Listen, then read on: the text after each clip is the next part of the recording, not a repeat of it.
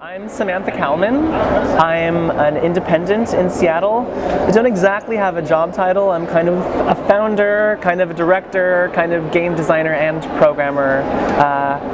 Being an indie requires wearing a lot of hats, so I'm kind of a one-woman studio.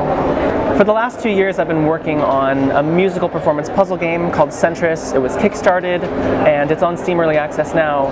It's taken a lot of my attention to be very focused on this, and in the end of the project I found myself needing a little bit of a mental break, so I wanted to defocus from Sentris and refocus on something new and exciting, and VR was the first thing that popped up. I tried the Steam or the Valve VR prototype about a year ago, and that was pretty incredible.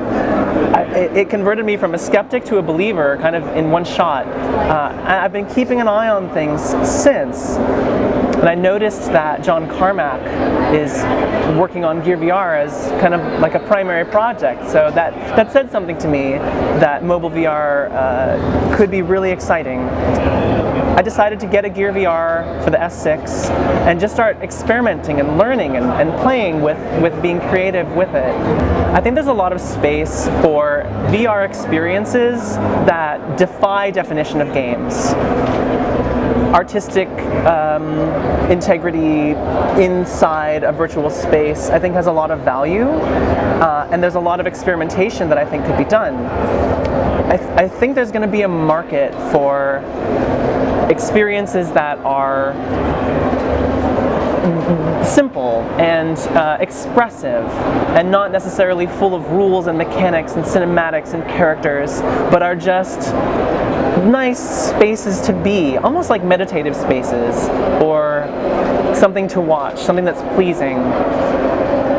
The interesting thing about VR that I'm waiting for everyone to really understand as well as we all can is it really is, when VR works, you're really moving your body out of the physical plane and into this other space. And once you're in that space, anything is possible. So let's make everything possible. Like, let's experiment and try and do weird things. I think I'm really, really excited about that. I think that at least for now, is to me more exciting than seeing established game ideas and AAA mentality applied to a virtual space. In a way, virtual reality is really a new medium that games can be played on, but it's not a television. It's fundamentally different. It's something else, and that we need to embrace that and learn about that. And it really means starting from scratch. And I'm grateful for all the knowledge that's out there from the people that have been exploring and experimenting so far. And it's been neat to see what's here at E3. And I'm also paying attention to what's more of a kind of a traditionally understood game and what's not. And trying to get a sense of how well both kinds of experiences work. I was struck by the Cardboard Design Studio app that just sort of takes these best practices and rules and learnings that those teams have been through and just lays them all out for you. Just the sense of depth at different meters in front of you or around you. Especially the tip about snapping, like instant velocity, so no acceleration in VR. That was a surprise to me, but I think that it's true. I guess our bodies feel acceleration. We don't feel velocity, so it makes sense when you think about it, but I never would have guessed that in the first place. And I do think it's very important and responsible to not make our players sick. And so if players are getting sick because their visual sensory has a mismatch with what the inner ear fluid is telling them about their motion, that difference is where a lot of motion sickness can come from. So I think that trying to use the best lessons about how to avoid that I think they're really important, and I'm glad that there's that knowledge out there for not just me but everyone. I think that there's so many unknowns about how paintings, drawings, music, mixed media could work in VR. I saw this project at the Sony press conference, which was the new Media Molecule game, which to me, that's an art. That's art, much more than game. It's art.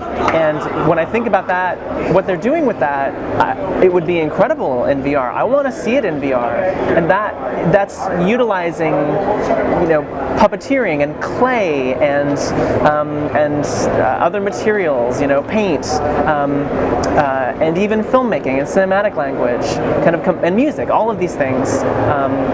And I wonder what that would be in 3D stereoscopic. Yeah. So I think about VR as sensory replacement, a first step toward total sensory replacement. The fidelity of that first Steam prototype, the Valve prototype, I felt like my eyes had been put somewhere else, like my eyes had been completely replaced, and naturally I want my ears and my nose and my tongue and my fingertips to also be replaced with this virtual sensations. So I don't know, I kind of would like to make sensory replacement a thing that people talk about, like let's look at it in that context. And so I don't know, it kind of feels like moving toward the Matrix, where we just plug in a thing and then we feed these signals to our brain from a computer. And I don't know if that's actually the future. I like to think that it's not. I mean, I don't want to put a rod in my head, but who knows what technology will become. And I don't know, I'm really excited to be participating in this exploration and this learning process. My primary complaint about the Gear VR for Note 4 was the screen door effect was much too strong. It's basically unnoticeable, not completely unnoticeable, but it doesn't. I don't see it that much, or it's easy to ignore. It doesn't interrupt the experience on the S6. So that combined with being untethered, having it portable, I have mine in my bag with me. I can take it on the plane, I can take it on the train, I can have it anywhere, I can take it out at a coffee shop, and then everyone wants to see what this weird toy is. I'm really, really compelled by it. And I also find that because it's lower power, it requires more sensibilities of design rather than heavy-duty art and lighting. So and also there's no head tracking. So you're restricted to your head movement and the constraint of the touchpad. And I find those constraints really interesting as a designer. If I can make a great experience on this more constrained platform that has strong presence, then I know that same experience is going to work even better on a tethered desktop VR solution. I could see myself working on VR for a while. I could see myself seeing it through until we know if it's going to stick around or if it's going to catch on or not. I want to see it through to that point. I want to participate. I find it much more exciting, reinvigorating somehow. I think because it enables this kind of viscerality to very simple experiences. We can have great design in simplicity, and enjoy that. Like, I don't know, I grew up playing Super Nintendo and Dreamcast, and those games there was, maybe I'm just showing my age, but I feel like there was a lot more richness of game design in those eras than in the last couple of generations. It's been a lot of shooters, a lot of graphics, a lot of lighting, but also I'm seeking new experiences, and virtual reality has been so clearly a gateway to totally brand new experiences.